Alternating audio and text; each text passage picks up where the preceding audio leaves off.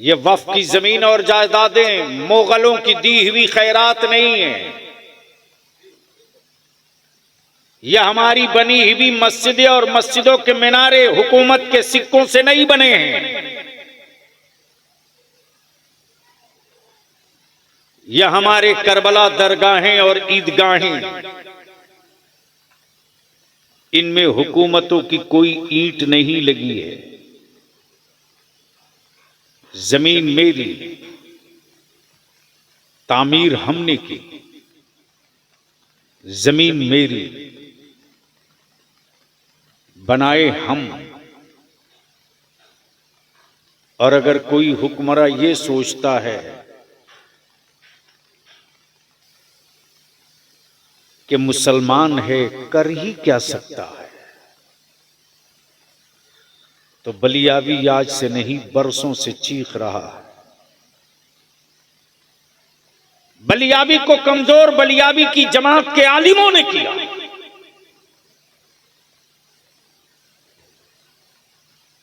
बीस साल पहले मैं बिहार, बंगाल, झारखंड, उड़ीसा में घूम घूम कर कहते रहा,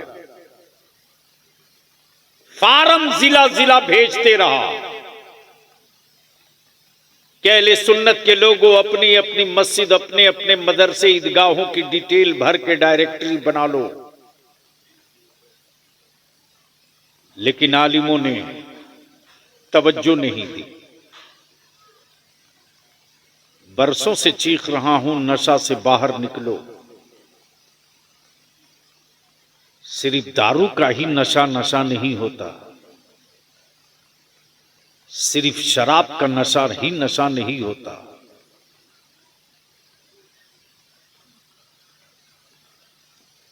गफलत में अपनी नस्लों को छोड़कर जाना ये नशा से कम भी नहीं होता। वही किया। ए बेटा बैठ जाओ, बैठ जाओ, बैठ जाओ, क्यों खड़ी हो, या घर जाओ। जगह नहीं है शायद बच्चे को बैठने के लिए, कोई बात नहीं। इसलिए आज बलियावी की थोड़ी देर गुफ्तगू बड़ी संजीदगी से सुन लीजिए। मैं जानता हूं कि इस वक्त हमारे बच्चों को तरबूज बना दिया गया है। याद होगा इसी मालदा के कई इजलास में मैंने कहा था, यह सेकुलरिज्म और कॉम्युनलिज्म धोखा है, धोखा। सबको हमसे सत्ता चाहिए, हमारे बच्चों का हक कोई नहीं देगा। हमारा वोट सबको चाहिए, लेकिन हमारी हिफाजत के लिए कोई आगे नहीं आए। सारी सियासी पार्टियों के लीडर कह रहे हैं कि वक्फ बिल खिलाफ है। बिल्कुल है, लेकिन अगर हमसे हमदर्दी है तो चाहे किसी भी सियासी पार्टी के लीडर हो, उसका गट्टा और कलाई पकड़कर बोलो कि हम तो जख्म खाए हैं, सड़कों पे निकलेंगे ही। तुम अपनी पार्टी के झंडा और बैनर के साथ गैर मुस्लिमों को लेकर प्रदर्शन करो, तो मैं जानूंगा कि मेरे साथ हो। वरना जो हालात हैं वो ये हैं कि हमारे 50 से 55 बच्चे मुर्शिदाबाद एहतजाज में जेल चले गए।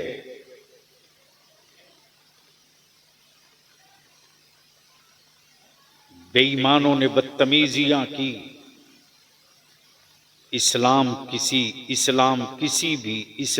किसी भी उस काम की इजाजत नहीं देता जो इंसान को तकलीफ पहुंचाने वाला हो। अपनी लड़ाई को कमजोर मत होने दो। पार्टियों के पाले हुए गुंडे, ये भेजे हुए कुत्ते हैं, कुत्ते।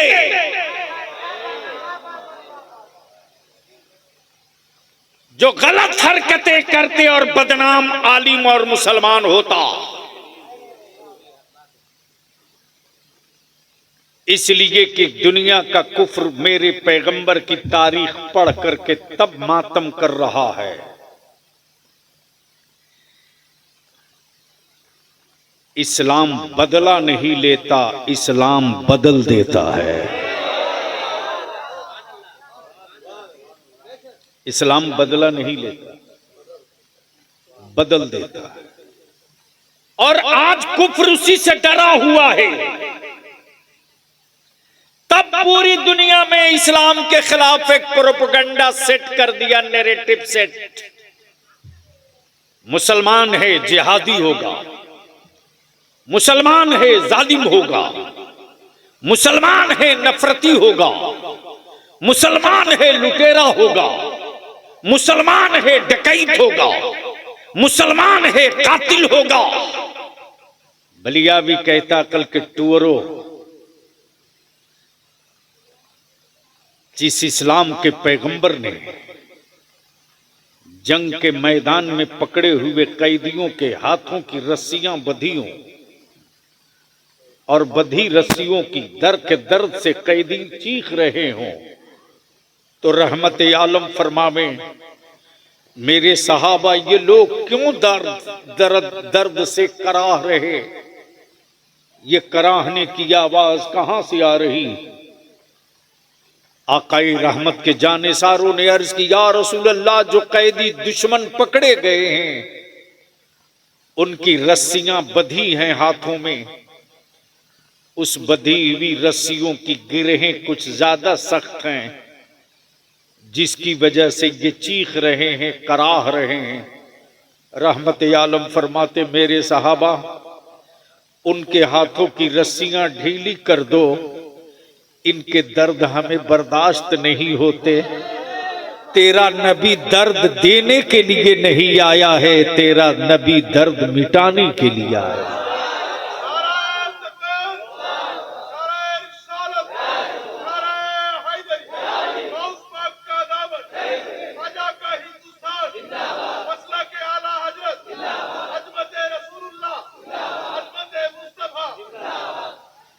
दर्द तो हमने बर्दाश्त किए,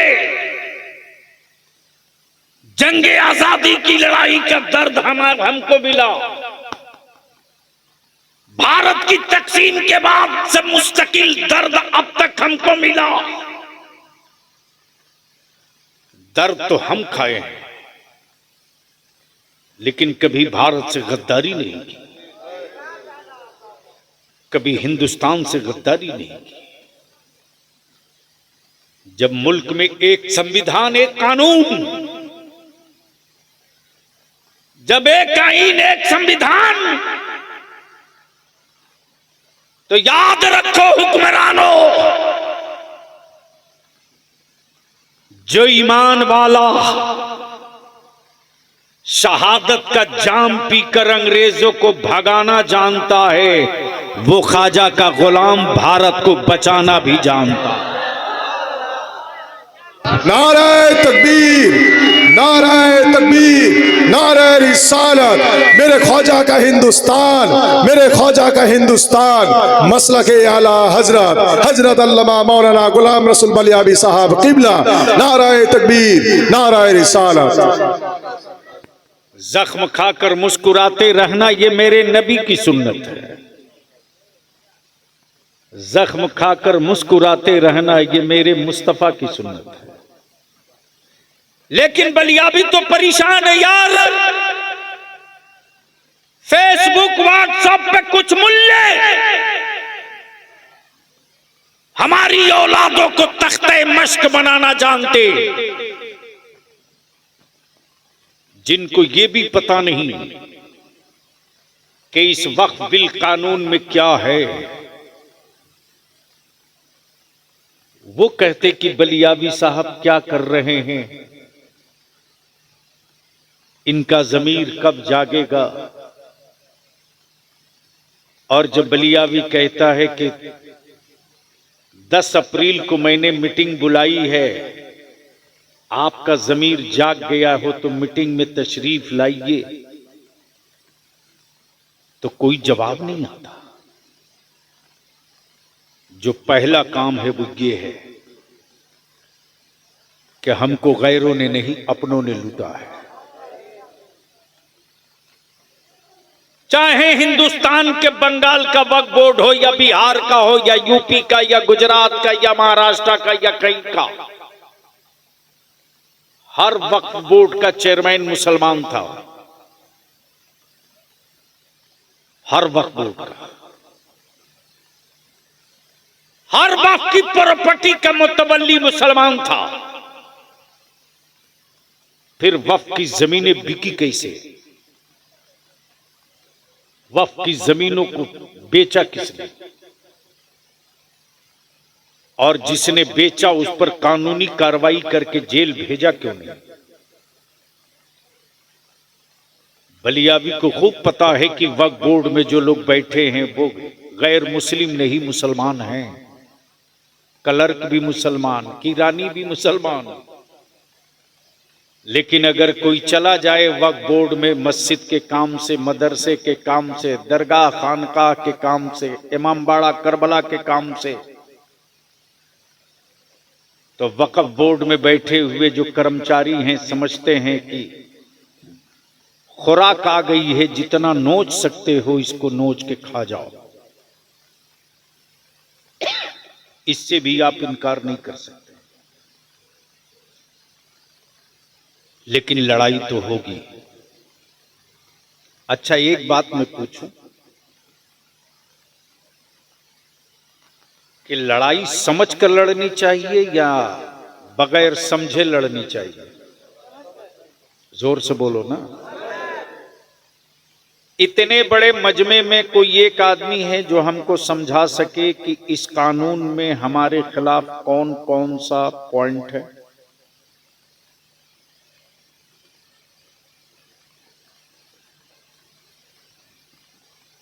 जीरो। लेकिन व्हाट्सएप और फेसबुक पर याद है ना, बरसों से मैं चिल्ला रहा हूं, मुसलमानों अपनी औलादों को संभालो। आज बरसों से चीख रहा बलियाबी की व्हाट्सएप फेसबुक पर बगैर सोचे समझे, बगैर उसकी सच्चाई को जाने हुए शेयर करने वालों, मेरे अजीज बच्चों, तुम तो बर्बाद हो ही रहे हो। अपने माँ बाप, बूढ़े माँ बाप और घर और गांव को क्यों बर्बाद कर रहे हो? तुमने तो सोचा कि मैंने फला दोस्त को भेज दिया है,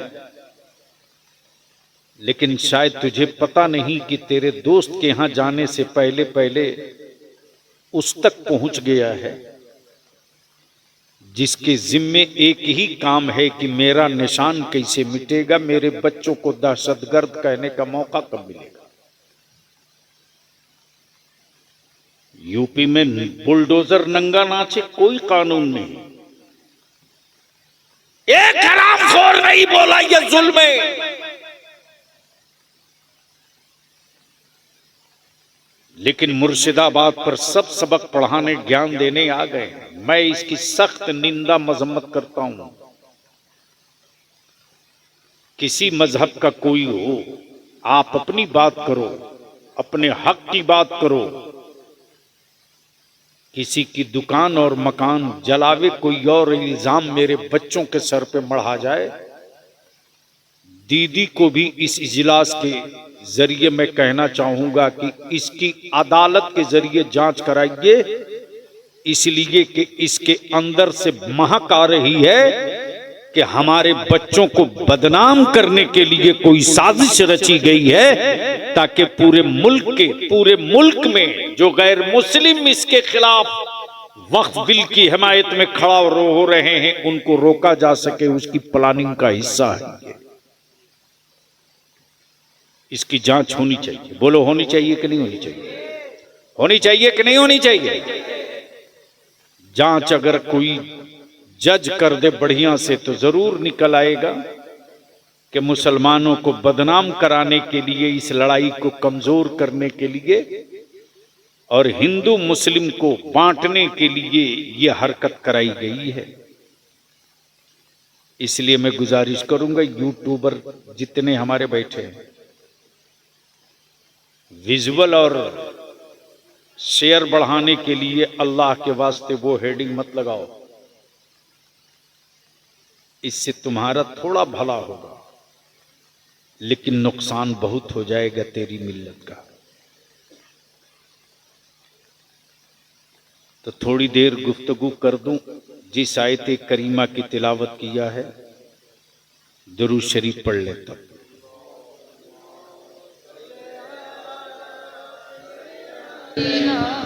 मौलाना मोहम्मद वाला आले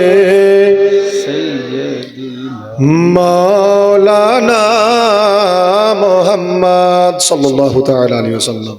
अब ज़हन को करिए, इसको बंद कर। आखिर इस्लाम से लोगों को तकलीफ क्यों है? तो एक मैंने बहुत तारीखी बात कह दी, इस्लाम बदला नहीं लेता, इस्लाम बदल देता है। तवज्जो चाहूंगा अहले से सदर साहब, मौलाना देखें, इस्लाम बदला नहीं लेता, बदल देता। कैसे बदलता है? कैसे बदलता है? अब वही सुन लो तो बात मुकम्मल हो जाए। तारीख यही रही है कि बेटियां गाड़ी जाती थी और गाड़ने वाला कोई और नहीं, बाप होता था।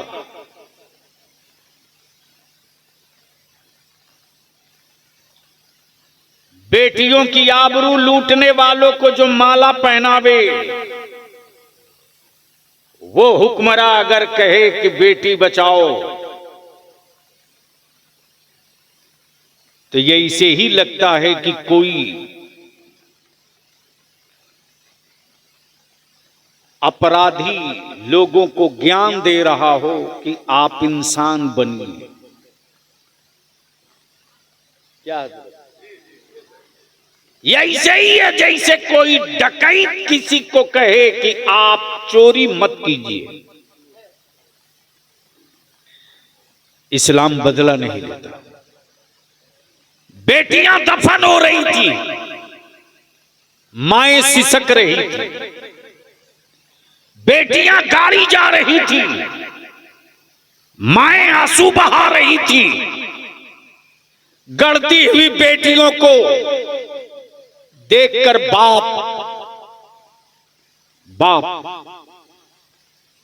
कुछ भी था, इंसान था। गढ़ने वाली बेटियों से आंखें मिलाने की हिम्मत नहीं रखता था, बेटियां गाड़ देता था।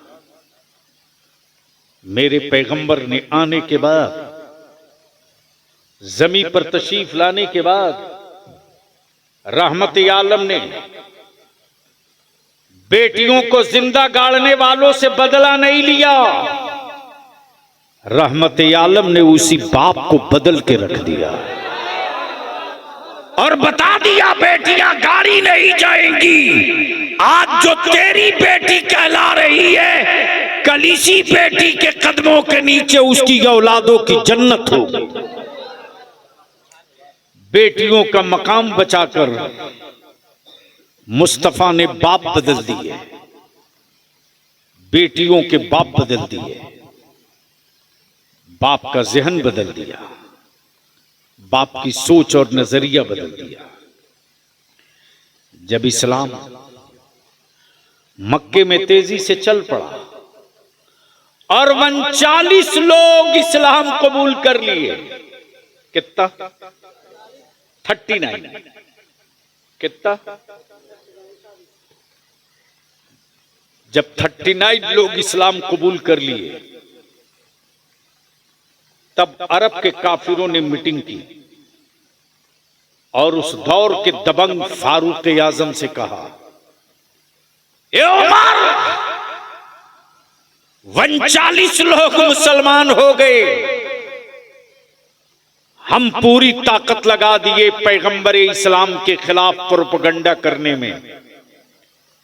जादूगर कहे माजल्ला कामयाब न हुए, साहिर कहे कामयाब न हुए, पत्थर मारे कामयाब न हुए, राह में कांटे डाले कामयाब न हुए, बदन पे गंदगी पे कूड़े फेंके कामयाब न हुए, उनके घर का घेराव किया कामयाब ना हो सके, काबे के तवाफ से रोक दिया कामयाब ना हो सके। अब तुम ही कुछ करो। तब उस दौर के उमर ने तलवार ली और लेकर निकले ये कहते हुए कि जब मैं नबी को ही नहीं रहने दूंगा तो इस्लाम कहां रहेगा, जब रसूल ही को नहीं छोड़ूंगा तो इस्लाम कैसे रहेगा। जैसे ही खबर मिली रहमते आलम को कि उमर चले हैं पूरे तेवर के साथ मेरे कत्ल के लिए, सैयदना अबू बकर अर्ज करते, या रसूल अल्लाह अलैहिस्सलाम, मेरे मां बाप आप पर कुर्बान। उमर की नीयत अच्छी नहीं लग रही। रहमत आलम मुस्कुरा के फरमाते, ओ उमर, ए अबू बकर, उमर 40 नहीं पूरा होने देंगे, आने दो। आज उमर को ही दाखिले इस्लाम करके 40 की तादाद पूरा किया जाए। अब 40वां से झगड़ा किसको किसको है भाई? यानी 40 से तकलीफ किसको है?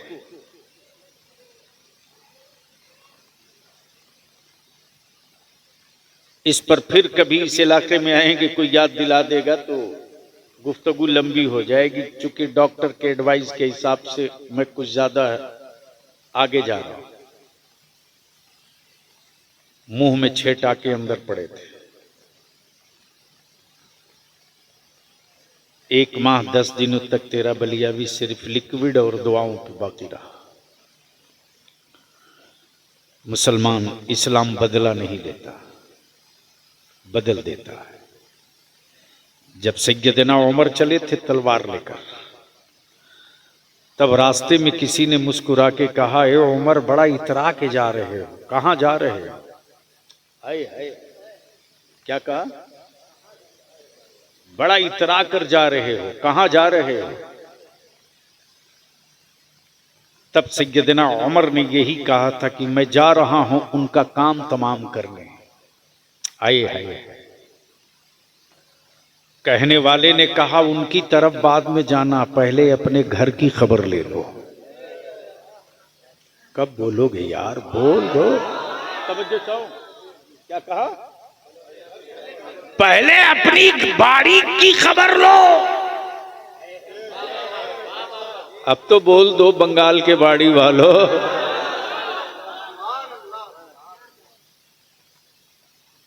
जैसे ही सुने उमर तो झुंझुला उठे, लौटे घर। जाने जब चल पड़े तो अगले ने कहा, अपने घर अपनी बहन की खबर लेना। तो सबसे पहले वो भागे अपनी बहन के घर। अल्लाह अकबर, क्या मंजर रहा होगा मुसलमान, सोच कि भाई के हाथ में तलवार है, कत्ल के इरादे से बहन को आया है। इस्लाम बदला नहीं लेता, बदल देता। जैसे ही सैयदना फारूक आजम तलवार लेकर आए हैं, दरवाजे पर जैसे ही कदम रखा, अंदर से कुरान करीम की तिलावत की आवाज आ रही। जैसे ही सैयदना उमर ने कदम बढ़ाना चाहा, फारूक आजम की बहन शेरनी की तरह गरज पड़ी, खबरदार उमर, आगे मत बढ़ना, खबरदार, वही ठहर जा, वही रुक जा। फारूक आजम कहते, ए बहन, तुम क्या पढ़ रही थी? एक बार और पढ़ दो। बोल यार, बोल यार, बोल यार, अरे जोर से बोल, जोर से।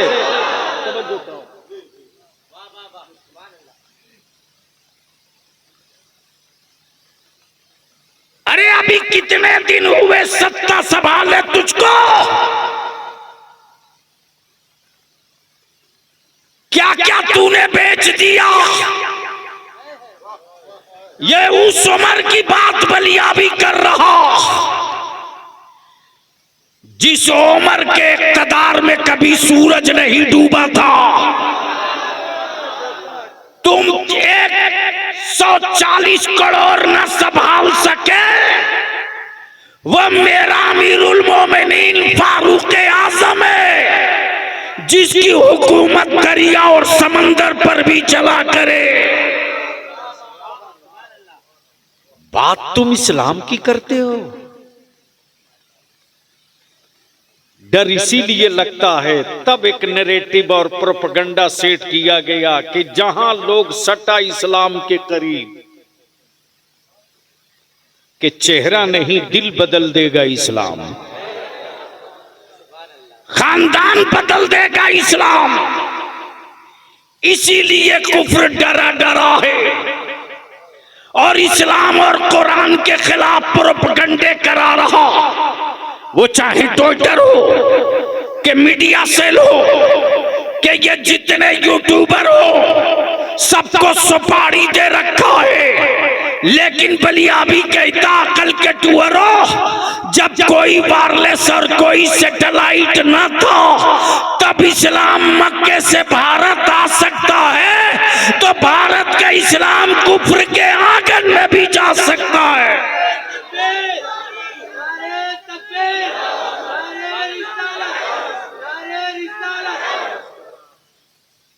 शर्त यह है कि तुम मुसलमान बन जाओ। आए हाय हाय, बोल दो तो बोल दूंगा, बोल दे जोर से। शर्त यह है कि तुम मुसलमान बन जाओ। जब तुम मुसलमान बन जाओगे तो तेरे घर में कभी शराब की बोतल नहीं खुलेगी। जब तुम मुसलमान बन जाओगे तो तेरे घरों में कभी सूद के पैसे की रोटी और सब्जी नहीं बनेगी। जब तुम मुसलमान बन जाओगे तो तेरे घरों के अलमारियों में सूद का कोई एक नया पैसा नहीं आएगा। जब तुम मुसलमान बन जाओगे तो तेरी मस्जिदें खाली नहीं रहेंगी, लगेगा हर दिन ईद है। जब तुम मुसलमान बन जाओगे तो तेरी बेटियां बेपर्दा नहीं, हया की चादर में सड़कों पर दिखेगी।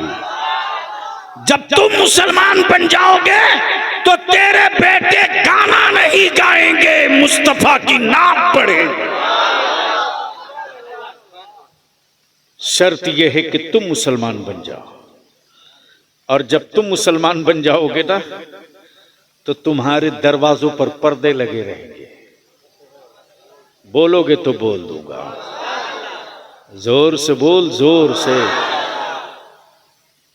इस्लाम को कुफ्र से डर नहीं लगता, लेकिन पूरी दुनिया के कुफ्र को इस्लाम से बड़ा डर लगता है। इस्लाम बदला नहीं लेता, बदल देता है। आगे उमर जैसे ही कहा एक बार और पढ़ दो, बहन ने फिर पढ़ा। उमर ने उठकर आगे बढ़ना चाहा। बहन कहती खबरदार उमर, खबरदार उमर, आगे मत बढ़ना, ये अल्लाह की किताब है, तुम इस लायक नहीं हो कि इसे छू सको। उमर आगे मत बढ़ना।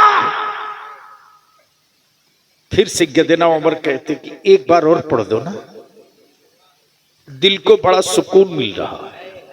आए हाय, बोल बोल बोल बोल बोल। तब बलिया भी कहता ईसाले सवाब का सबूत मांगने वाले,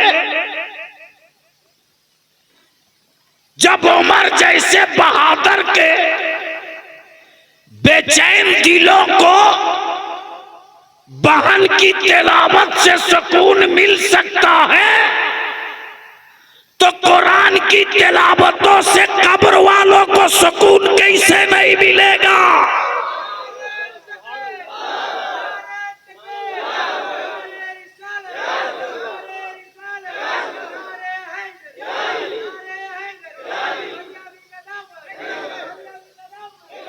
अरे भैया ये नारा मत लगाओ। इस वक्त पूरा बंगाल और खास तौर से उत्तर दिनाजपुर, मुर्शिदाबाद, मालदा,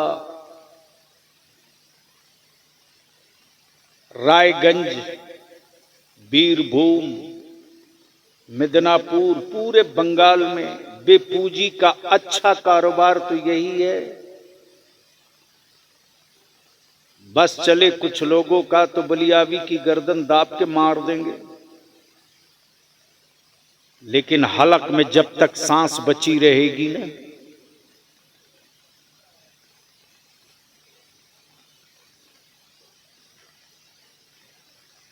उनके खिलाफ बलियावी की जंग जारी रहेगी, जो मेरे आका की उम्मत के जवानों को अंधभक्त बनाने की बात करते हैं। हम मुस्तफा के आशिक बनेंगे, किसी का अंधभक्त नहीं बनेंगे। लेकिन यहां तो तमाशा हो गया है कोई मुफ्ती जो आला हजरत के फतवे से हट करके कोई एक फतवा दे दे?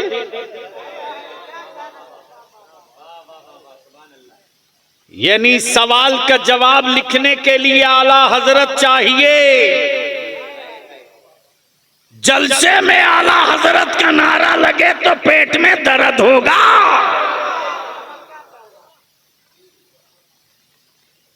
ऐसे लोगों को पहचानो, खूब कायदे से पहचानो, बहुत ढंग से पहचानो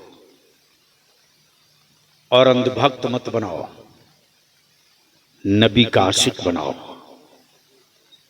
अब जहन को यही रोक लो।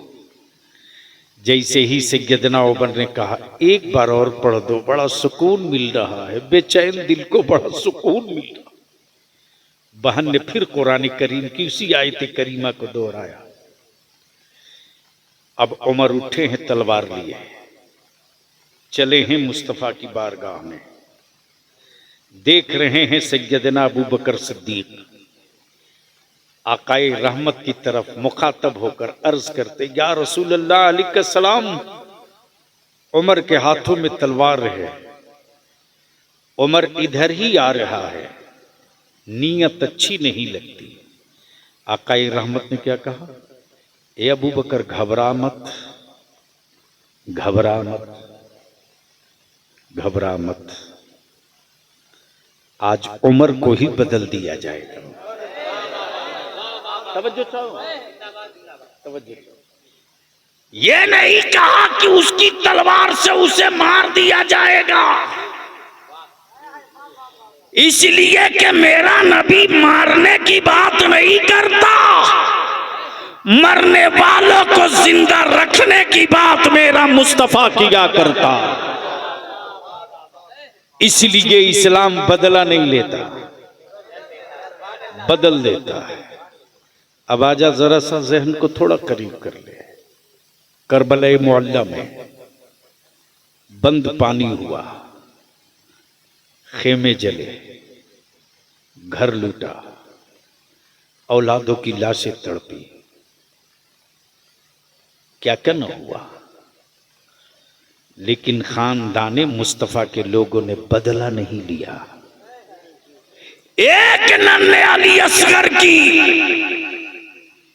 एक नन्हे अली असगर की प्यास ने पूरे नक्शे को बदल के रख दिया और बता दिया कि देख, पानी की औकात क्या है, हुकूमत की औकात क्या है, और मुस्तफा की आल की और नबी के लाल की हिम्मत क्या है। लेकिन एक बात यहां दिल खोल करके बहुत कायदे से दिमाग में बात बैठा लो। कोई हो, किसी खानकाह का हो, किसी दारुल उलूम का हो, कितना हो बड़ा मुफ्ती मौलाना बनने का दावा करे, अगर किसी सहाबी रसूल बिलखसूस अमीरुल मोमिनीन सैयदना अमीर मुआविया की शान में गुस्ताखी करे तो समझ लेना ये यजीद के लश्कर का हो सकता है, हुसैन का आशिक नहीं हो सकता। और सुन मेरे आका की हदीस सुन, मेरे आका की हदीस सुन, मफहूम अर्ज कर दूं वक्त नहीं। मेरे आका करीम फरमाते हैं मेरे किसी भी सहाबी की कोई तौहीन करे, क्या कहा? मेरे किसी सहाबी की अगर कोई तौहीन करे तो समझ लेना कि वो जहन्नम के कुत्तों में से एक कुत्ता है। किसी भी सहाबी ऐ है। मेरा गौसे आजम है, लेकिन सहाबी का मर्तबा नहीं है। मेरा गरीब नवाज, मेरा ख्वाजा गरीब नवाज है, लेकिन किसी सहाबी के रुतबे का नहीं। अल्लाह अकबर, अल्लाह अकबर, अल्लाह अकबर। मालूम है हजरत सैयदना खालिद बिन, हजरत सैयदना खालिद की मैदान जंग में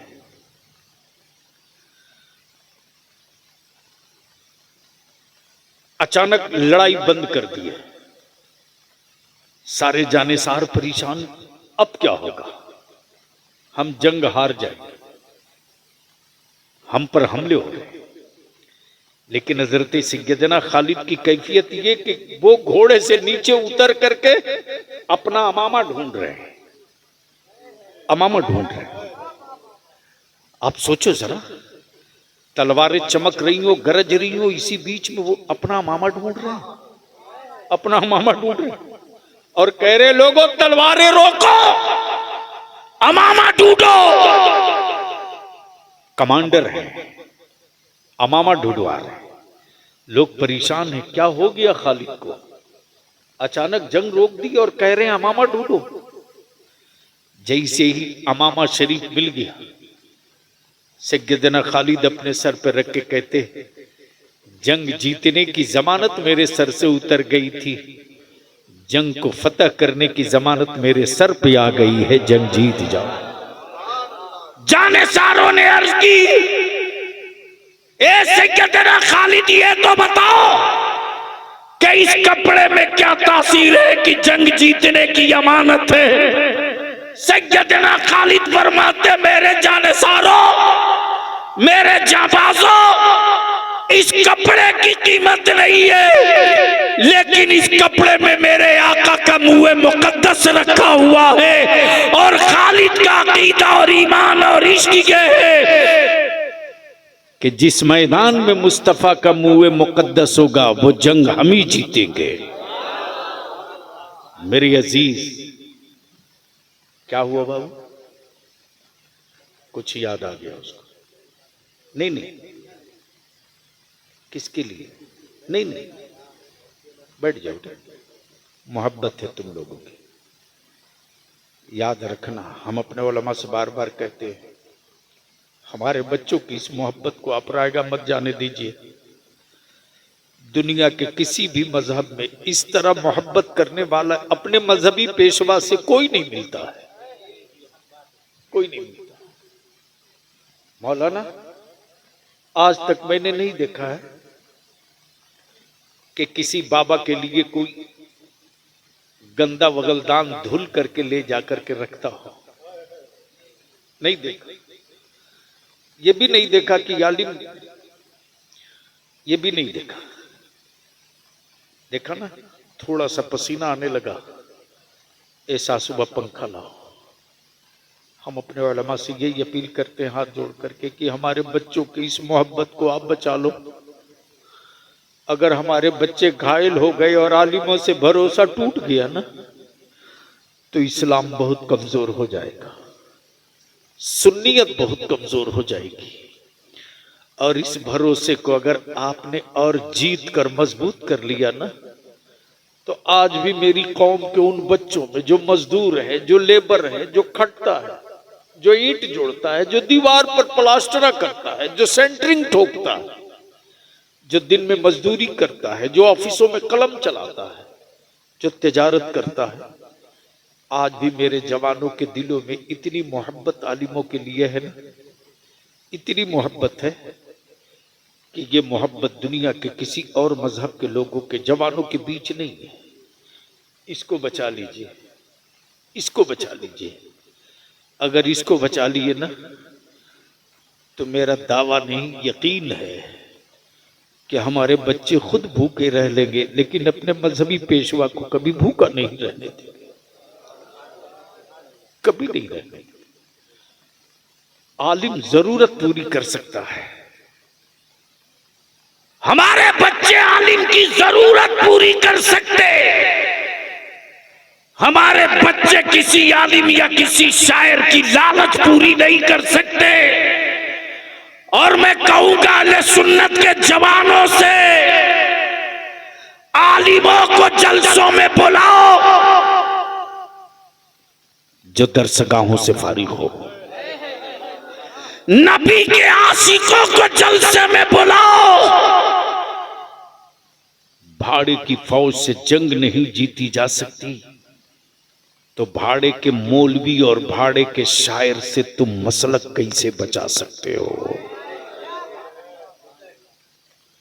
बचाओ इसको। मैं जानता हूं मेरी बातों से बहुतों को तकलीफ होगी, लेकिन इसका बलियाबी की सेहत पर कोई असर नहीं पड़ता। पैसे सबको चाहिए, जरूरत भर की रखो तो सुकून से जियोगे। पैसे के लिए लालची बनोगे तो तिजोरियों में सिक्के और गड्डियां तो मिल जाएंगी, लेकिन जब ठोकर खाकर गिरोगे तो दुआएं तुझको नहीं मिलेंगी। इस्लाम बदला नहीं लेता। बोल यार, बोल बोल बोल बोल। चारों तरफ से, चारों तरफ से।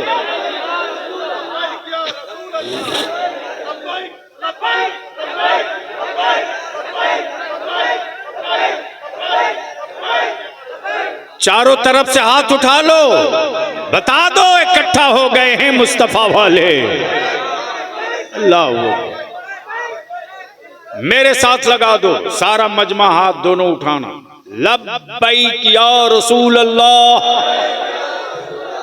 अल्लाहुम्मा लब्बैक या हबीब अल्लाह, लब्बैक या रसूल अल्लाह। नीचे करो। इस्लाम बदला नहीं लेता, बदल देता है। और इसीलिए गुजरात वाले को डर लगता। प्रॉब्लम इसी का है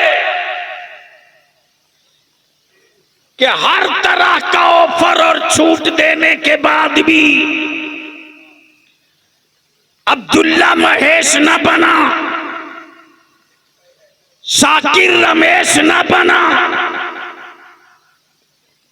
लेकिन न जाने कितने लोग अब्दुल्ला अब्दुल करीम बन गए। तब डर लगा तो कहा कि अगर वही जमीन वफ करेगा जो कम से कम 5 साल तक मुसलमान हो, तो बलियाबी अगर यही दोहरा दे कि फिर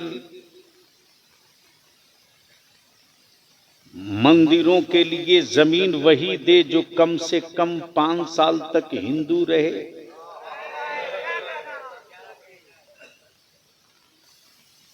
अरे भारत के संविधान ने सबको छूट दी है, जिसको जो धर्म अच्छा लगे कबूल करो। तो उनको डर इसी बात का है कि इस्लाम की पाकीज़गी, इस्लाम की दी हुई हया, इस्लाम का तसव्वुर ज़कात, इस्लाम में ईसाले सवाब के लिए दान पुण्य, इस्लाम में मसावात और बराबरी का हक, इसलिए कि उनके यहाँ उनके धर्म की किताबें सब नहीं पढ़ सकता। डर इसी बात का है कि उनकी किताबें एक बिरादरी विशेष के लोग पढ़ेंगे, लेकिन इस्लाम का कुरान तो वो किताब है कि कोई भी पढ़ सकता है। डर लगता है कि यही कहीं सबको बदल न दे। तब बलिया भी कहता है तुम अपना पिजड़ा मजबूत रखो, इस्लाम की खुशबू जो फैलेगी तो पिजड़े की तीरियां नहीं टूटेगी, परिंदा बदल जाएगा।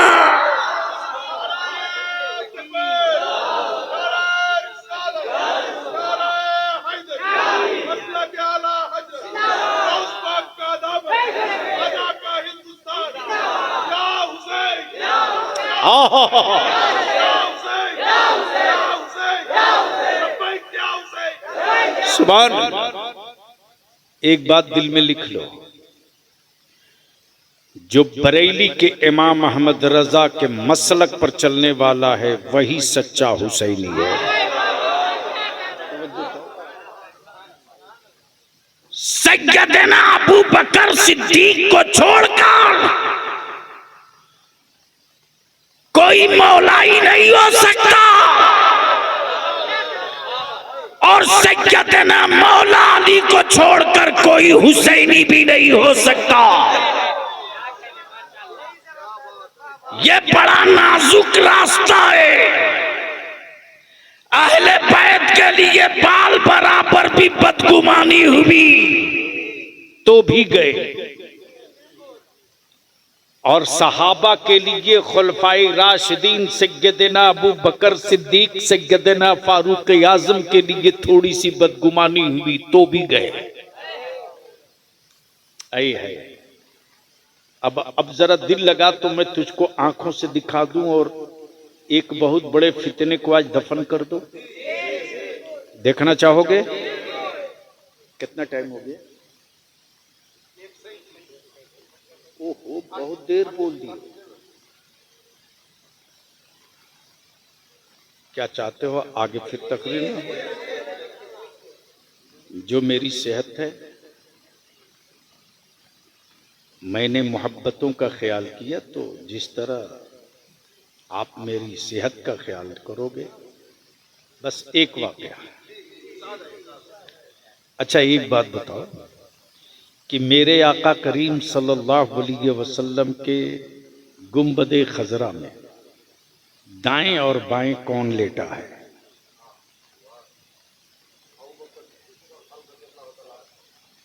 यही है ना? यही है ना? मेरे आका ने मौला अली को क्यों नहीं रखा?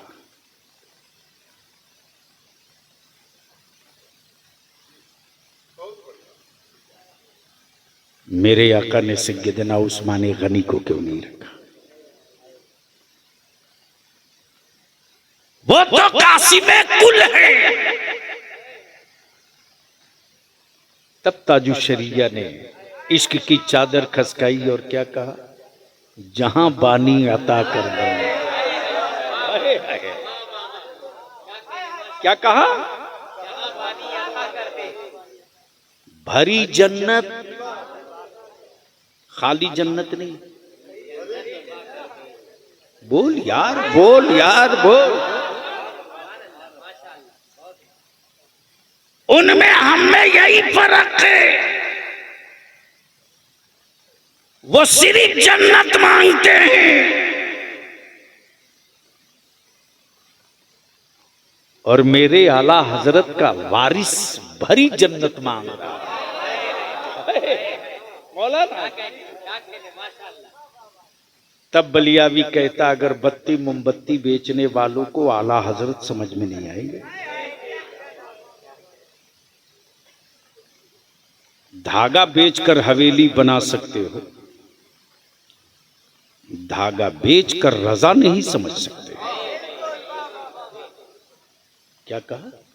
भरी जन्नत आए है। नबी मुख्तारे कुल है। हजरत क्या कहा? ये नहीं कहा कि सिर्फ मुख्तार है, मुख्तारे कुल का क्या क्लियर कर दिया कि बादे अल्लाह जो किसी के पास नहीं वो सब मोहम्मद रसूलुल्लाह के पास है। हाय हाय मेरी अजीज, गोया मेरे आका की निगाहे नबूवत देख रही थी कि कल का फितना होगा, मेरी उम्मत को तोड़ा जाएगा, कुछ लोग मेरी आल की को ढाल बनाएंगे और कुछ लोग मेरे सहाबा को ढाल बनाएंगे और उम्मत के टुकड़े किए जाएंगे। तब नबी ये कौनैन ने फरमाया, कब कब जब खाने काबा से बुतों की सफाई हो रही थी और एक बुत बहुत ऊपर था, एक बुत बहुत ऊपर था, तो सैयदना मौला अली शेर खुदा फातिह खैबर ने अपना कांधा पेश किया और क्या कहा, या रसूल अल्लाह मेरे कांधे पर सवार हो जाइए। नबी रहमत ने क्या फरमाया, ए अली तुम नबूवत का बोझ नहीं बर्दाश्त कर सकते। अल्लाह अकबर, अल्लाह अकबर, तुम नबूवत का बोझ नहीं उठा सकोगे। लेकिन जब हिजरत की रात आई और आकाए रहमत मक्के से हिजरत किए तो जहां तक रेतीली जमीन रही, मुस्तफा पैदल पैदल, और जहां से पथरीली जमीन मिली आकाए रहमत फरमाते, अबू बकर इधर आओ, अबू बकर इधर आओ, अपना कांधा लाओ, सवार करो मुस्तफा को, सवार करो मुस्तफा को। कांधा सैयदना अबू बकर का, सवार नबियों का ताजदार हो रहा। गोया उसी दिन क्लियर हो गया कि आकाए रहमत के बाद इस उम्मत का बोझ किसी और के कांधे पर नहीं जाएगा, सैयदना अबू बकर के कांधे पर जाएगा। और उसी दिन क्लियर हो गया। आकाए पाक ने गुंबदे खजरा में दाईं तरफ अबू बकर को, बाईं तरफ फारूक आजम को, इसके पीछे किए भी राज कि अदब सीखना हो मेरी बारगाह में आने का तो अबू बकर से सीख कर आना, और अगर गुरूर में आओगे तो कल भी उमर की तलवार थी, अब भी उमर की तलवार है। और दोनों को आजू बाजू में रखकर, पहलू में रखकर बता दिया, ये कल भी मेरे थे। और सिर्फ यही नहीं बल्कि गवाह बना दिया। आए है, मालूम है तुझको?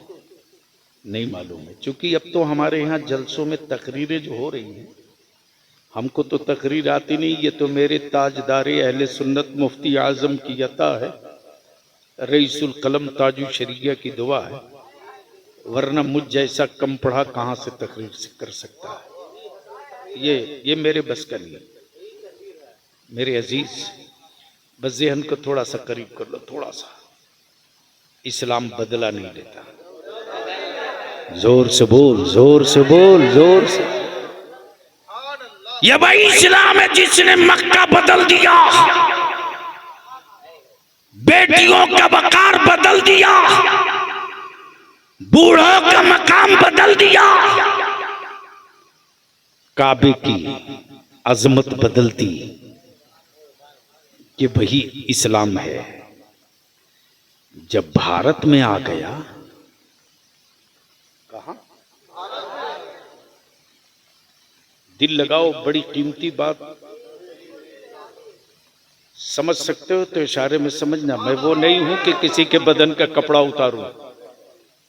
वो नंगे लोग हैं जो लोगों को नंगा किया करते हैं। मुस्तफा वाले हयादार हैं, हया की चादर बांटते हैं।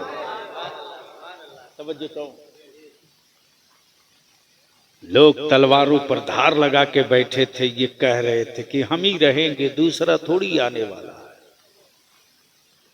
7 समंदर पार ही मुस्तफा का दीन रहेगा, इधर थोड़ी आएगा।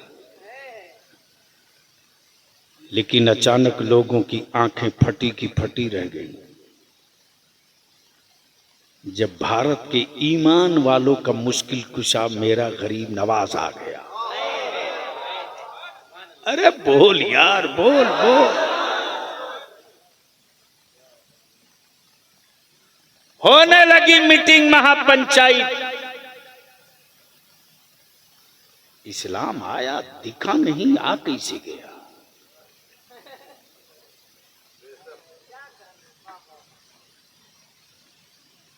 हजरत मौलाना फारूक ने, उमर फारूक साहब आए और हजरत मौलाना अबुल हसन जमान साहब पूछें जलसे वालों से, क्या नाम बाबू तुम्हारा? शराफत हुसैन। राजू कहाँ? राजू कौन था जो तारीख के लिए झगड़ा करने गया? अरे जो तारीख लेने के लिए परेशान किया था वो कहाँ गया? सो गया। तू ही गया था? राजा, इस हाल में भी तूने मुझको नहीं छोड़ा। दूसरा होता तो पहले बोलता कि देखो मैं तो इस हाल में हूं, कैसे आऊं। लेकिन एक अच्छी बात रही कि कुछ लोगों ने सौदा करना चाहा, इसने इनकार किया, बोला हमें भाड़े का नहीं चाहिए। अपने जलसों को जलसा रखो, तफरीह का सामान मत बनने दो। मैं ये अर्ज कर रहा था, क्या कर रहा था? आ गए मौलाना उमर फारूक साहब और मौलाना हसनुज्जमा साहब पूछ रहे हैं कि मौलाना उमर फारूक दिखे नहीं लेकिन आ गए, रास्ता तो यही था, आए किधर से? तो सट्टारी के सदर साहब ने कहा, रे मैं तो यही इसी रास्ते से आया हूं, मेरे आगे आगे तो वही जा रहे हैं। लगता है आपकी नजर दाएं बाएं गई होगी, इसी बीच में वो आ गए। बस दिल लगाना, इस्लाम बदला नहीं लेता। जैसे ही देखा कुफ्र की मीटिंग शुरू, बैठ गए मठाधीश। ये है कौन जिसके दाएं बाएं आगे पीछे इर्द गिर्द भीड़ लगी है?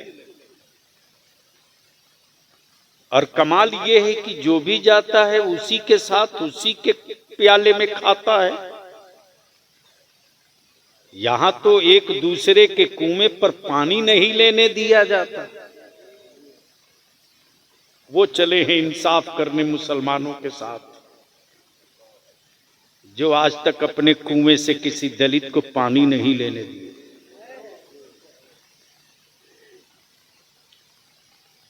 अब जो जत्था और जो समूह चला, और देखते देखते जब मुसलमान नहीं इस्लाम बढ़ने लगा, तब महापंचायत बैठी कि यार ये तो बड़ा गड़बड़ हो रहा है, इनको भगाओ, रोको। तो कैसे रोकोगे? का जादूगर बुलाओ। यानी इतना डर कि ये खुद भी नहीं मारने की हिम्मत करे जादूगर बुलाओ। सोचो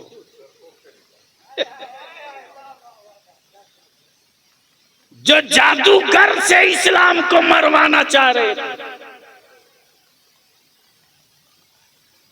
लेकिन ख्वाजा तो ख्वाजा है यार।